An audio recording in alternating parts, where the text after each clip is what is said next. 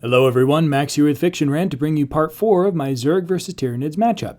This part will cover the defensive capabilities of each side. Like in my last video, I have some corrections to stuff I've said in prior sections based on further research and input from my commenting viewers. Thank you for those. Mainly, I neglected to mention that one of the weaponized Zerg units, the Scourge. These are basically cheap flying banelings, which blow themselves up against flying targets. They'll sneak into, sensitive areas, engine intake, that kind of thing, and then explode, potentially taking down relatively high-value targets for a relatively small resource investment. Thank you to the commenters for helping me to be thorough on these videos in this series.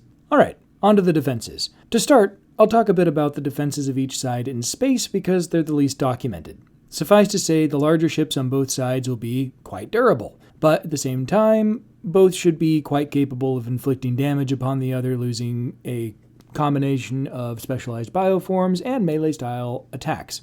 I'll not dwell too long on the space element of this matchup because from what I can tell, the durability of any Zerg or Tyranid unit scales directly with their size. They don't have shields or anything like that. So the largest Zerg ships, the Leviathans, shouldn't be as durable as the Tyranid hive ships by merit of the fact that the hive ships are about double the size of Leviathans. At the same time, the Leviathans should be much more durable than the smaller Tyranid ships, and so on.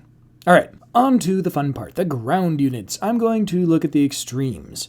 The Zerg Ultralisk and the Tyranid Hierophant against each other. The Ultralisk is noted to have incredibly tough armor plating, which makes them nigh indestructible to small arms fire, which necessitates the use of heavier firepower or, artillery. Because they're part of a video game, Ultralisk can in fact be taken down by enough concentrated Terran Marine firepower, but based upon what I can dig up, in a lore-accurate setting, they might as well be throwing stones at an Abrams tank for all the good that their guns usually do. The Hierophant is an interesting contrast to the Ultralisk. Whereas the Zerg focus their energy upon making the Ultralisk as durable as physically possible, using very thick chitin plates, the Tyranids combined a bit of that mentality with punishing anyone who dares inflict any damage on their Biotitans. So, first of all, Hierophants are designed to draw and withstand as much heavy firepower as possible, so they're inherently very durable. If you do manage to inflict actual damage upon one,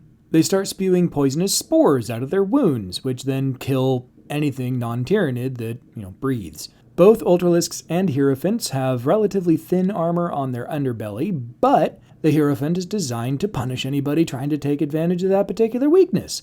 They have spiny tendrils called lash whips on their underbellies that lash out and grab anything that gets too close. They then entangle, bind, and strangle anything that they can. Hierophants are crazy dangerous, carrying massive ordnance on the battlefield, so they're priority targets and prompt the use of the heaviest firepower available in order to stop them. Ultralisks are also a huge threat on the battlefield, so they warrant the same kind of treatment.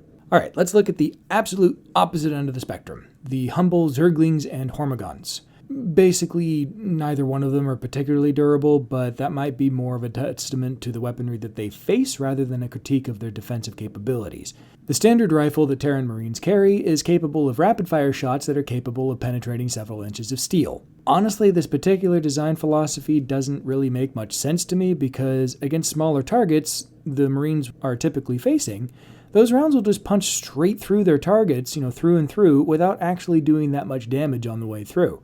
For shooting softer targets, you want things that, like hollow points.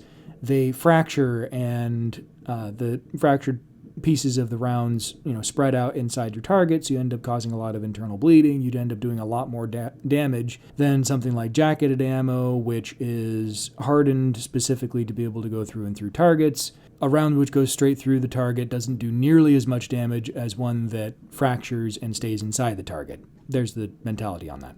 Meanwhile, Hormagaunts versus Space Marines are facing down weapons like the standard bolter, which fires a .75 caliber round that's explosive, which just blows apart smaller targets like the Hormagaunts with ease.